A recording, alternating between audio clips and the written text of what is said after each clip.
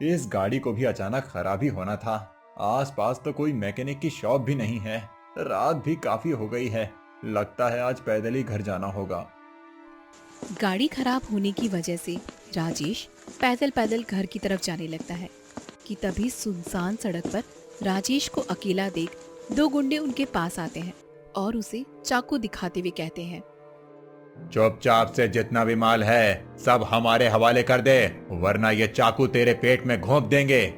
मेरे पास कुछ भी नहीं है, छोड़ दो मुझे। लगता है ये इतनी आसानी से हमें सामान नहीं देगा।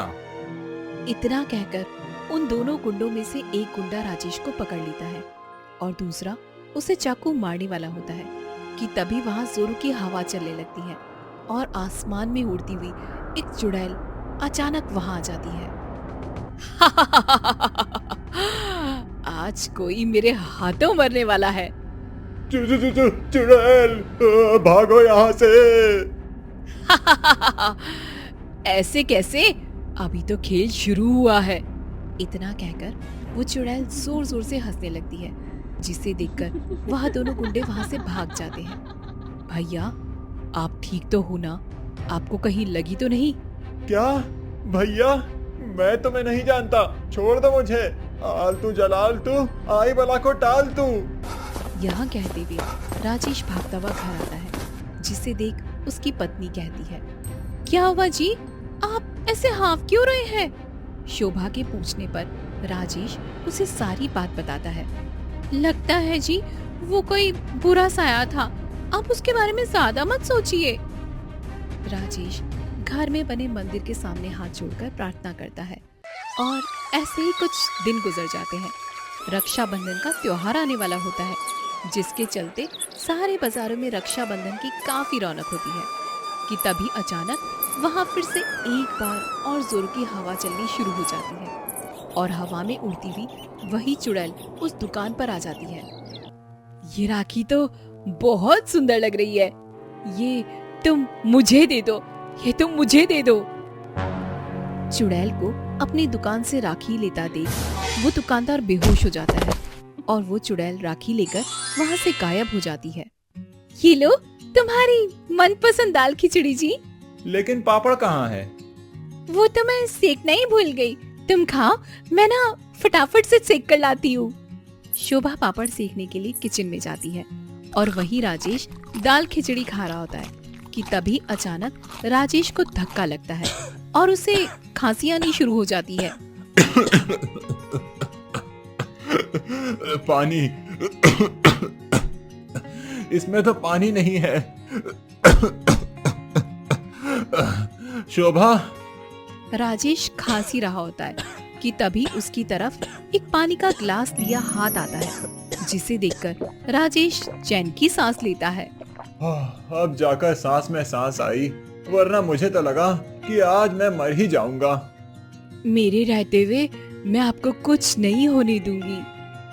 राजेश जैसे ही दाएं तरफ मुड़ता है तो देखता है कि वही चुड़ैल उसके बगल में खड़ी है, जिसे देख राजेश जोर जोर से चिल्लाने लगता है। राजेश की आवाज सुनकर शोभा किचन से भागी आती है और वो भी उस चुड़ैल को देखकर काफी ज्यादा घबरा जाती है। कोको, कौन हो तुम और मेरा पीछा क्यों कर रही हो? मैं तो बस आपको पानी का ग्लास देने आई थी। लेकिन क्यों? प्लीज चली जाओ यहाँ से और हमारा पीछा छोड़ दो। यह कहते हुए राजेश डर के मारे रोने लगता है, जिसे देखकर वो चुड़ैल वहाँ से गायब हो जाती है। मुझे लगता है हमें अब किसी तांत्रिक बाबा की मदद लेनी चाहिए। कहीं अगर उस चुड़ैल ने हमें कोई नुकसान पहुंचा दिया तो? हम सिर्फ भगवान से प्रार्थना करते हैं, वो ना जी सब कुछ ठीक कर देंगे। शोभा की बात मानकर राजेश तांत्रिक बाबा के पास नहीं जाता। ऐसे ही कुछ दिन बीत जाते हैं और आज रक्षाबंधन का त्योहार होता है। क्या हुआ जी, आप काफी ज्यादा उदास लग रहे हो? कुछ नहीं, बस ऐसे ही। मैं जानती हूँ आपकी उदासी का कारण, लेकिन ऐसे लोगों को याद करने का कोई फायदा नहीं है। भूल जाओ उसको, उसकी वजह से आपकी कितनी बेइज्जती हुई थी ना। तुम फिर आ गई? शोभा की बात सुनकर राजेश की आंखों से आंसू गिरने लगते हैं कि तभी वहाँ पर एक बार फिर वही चुड़ैल हाथों में राखी लिए वहाँ पर आती है। आप मुझसे क्यों डरते हो? मैं तो बस आपको राखी बांधने के लिए आई थी। ये चुड़ैल यहाँ कैसे? ये ऐसे नहीं जाएगी लगता है यहाँ से। शोभा जल्दी से घर में बने मंदिर में जाकर वहाँ से गंगा जल लेकर आती है और उस चुड़ैल पर डाल देती है। ये तुमने ठीक नहीं किया, ये तुमने बिल्कुल भी ठीक नहीं किया, लेकिन मैं राखी बंधवाने वापस आऊंगी। इतना कहकर वो चुड़ैल वहाँ से गायब हो जाती है। बस अब बहुत हुआ, अब मैं तांत्रिक बाबा के पास जाकर ही रहूंगा। लेकिन वेकिन कुछ नहीं। लेकिन शोभा के रोकने पर भी राजेश नहीं रुकता और अब दोनों पति पत्नी एक बहुत बड़े तांत्रिक बाबा के पास जाते हैं और राजेश उन्हें सारी बात बता देता है, जिसे सुनकर ऐसी आत्माएं अपना मकसद पूरा किए बगैर हमारा पीछा नहीं छोड़ती हैं। इसका मकसद क्या है ये हमारे लिए जानना बहुत जरूरी है, इसीलिए उस चुड़ैल को हमें यहाँ बुलाना होगा। तांत्रिक बाबा एक बहुत बड़ा हवन करते हैं और कई मंत्रों का जाप करके उस चुड़ैल को अपनी शक्तियों से वहाँ पर बुला लेते हैं। क्यों बुलाया है मुझे यहाँ पर? मुझे यहाँ पर क्यों बुलाया है? कौन है तू और क्यों इन्हें परेशान कर रही है? आखिरकार तू चाहती क्या है? भला एक बहन रक्षाबंधन पर अपने भाई से क्या चाहती है? मुझे तो बस अपने भाई को राखी बांधनी थी, जैसे मैं हर साल बांधती आई थी। कहीं तुम गुड़िया तो नहीं? आखिरकार भैया आपने मुझे पहचान ही लिया। तुम मेरी गुड़िया नहीं हो सकती। वो तो भैया आज तक जो आपसे कहा गया है वो सब कुछ झूठ था। आज मैं आपको असलियत बताती हूँ। 2 साल पहले। गुड़िया, अरे मेरी गुड़िया, कहाँ है तू? ये देख, तेरा भाई आज तेरे लिए क्या लेकर आया है। वैसे क्या लेकर आए आप मेरे लिए? आप मेरे लिए इतनी सुंदर साड़ी लेके आए हो। वाह भैया, ये तो बहुत सुंदर है। परसों तेरा कॉलेज फंक्शन है ना, इसीलिए लेकर आया हूँ। इतनी महंगी साड़ी तो आज तक इन्होंने मुझे भी नहीं दी, जितनी अपनी बहन को दे रहे। जब देखो तब गुड़िया गुड़िया गुड़िया, जैसे यही इनके लिए सब कुछ है। मैं तो कुछ भी नहीं हूँ। हाँ। माता पिता के गुजर जाने के बाद राजेश ने बचपन से ही अंजू को माँ बाप की तरह पाल पोस कर बड़ा किया था। राजेश के लिए उसकी जिंदगी में सबसे पहले उसकी बहन थी। भाई बहन का यह प्यार देखकर राजेश की पत्नी शोभा हमेशा अंजू से काफी ज्यादा नफरत करती थी। ये फाइल्स कैसी हैं? वो जमुना नगर में जो प्रॉपर्टी है ना, वो मैं अंजू के नाम कर रहा हूँ, उसी के पेपर्स हैं। आज तक इतने महंगे महंगे तोहफे देकर इनका मन नहीं भरा क्या, जो अब प्रॉपर्टी भी अपनी बहन के नाम कर रहे हैं? कुछ कर शोभा, वरना तेरे हाथों कुछ भी नहीं लगेगा। प्रॉपर्टी के लालच में आकर शोभा एक प्लान बनाती है और ऐसे ही कुछ दिन गुजर जाते हैं। रक्षाबंधन करीब आने की खुशी में अंजू अपने हाथों से राजेश के लिए राखी बना रही होती है। अरे भाभी, आप ये देखिए ना, मैंने भैया के लिए कितनी सुंदर राखी बनाई है। लेकिन अफसोस कि तुम अब उन्हें ये राखी बांध नहीं पाओगी। ये कैसी बातें कर रही हो भाभी आप? और आपके साथ ये लड़का कौन है? तेरी मौत। इतना कहकर शोभा के साथ खड़ा हुआ सौरभ नाम का लड़का अंजू के पेट में चाकू मार देता है और अंजू जमीन पर गिर जाती है। राजेश भैया,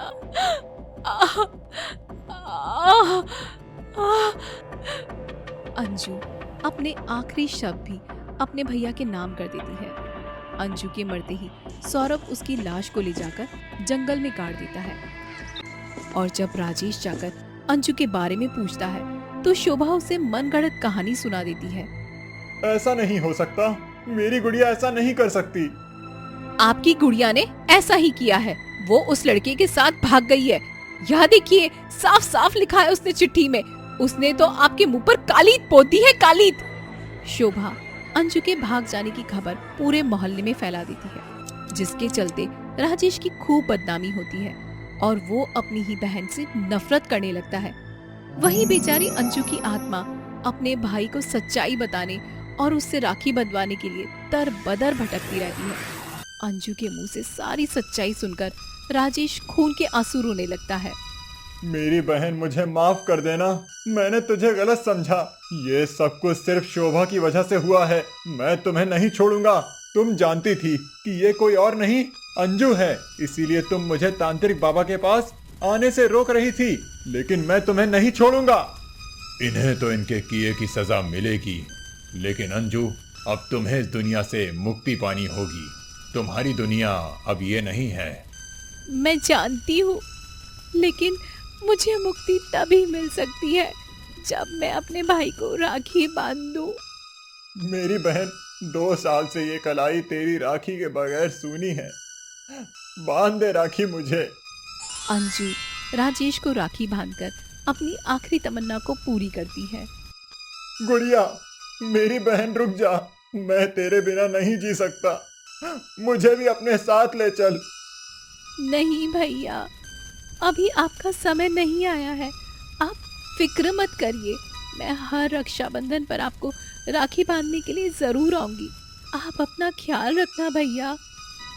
यह कहते हुए अंजू रोते हुए अपने भाई से गले लगती है और दुनिया से मुक्ति पाकर आखिरकार अपनी दुनिया में चली जाती है। वहीं राजेश जंगल से अपनी बहन की लाश को ढूंढकर सौरभ और शोभा को उनके किए के लिए सजा दिलवाता है और अब हर साल अंजू की आत्मा अपने भाई को राखी बंधवाने के लिए रक्षाबंधन पर आती है। कुछ देर के लिए ही सही, लेकिन दोनों भाई बहन एक दूसरे से मिलकर एक दूसरे के साथ वक्त बिताते हैं।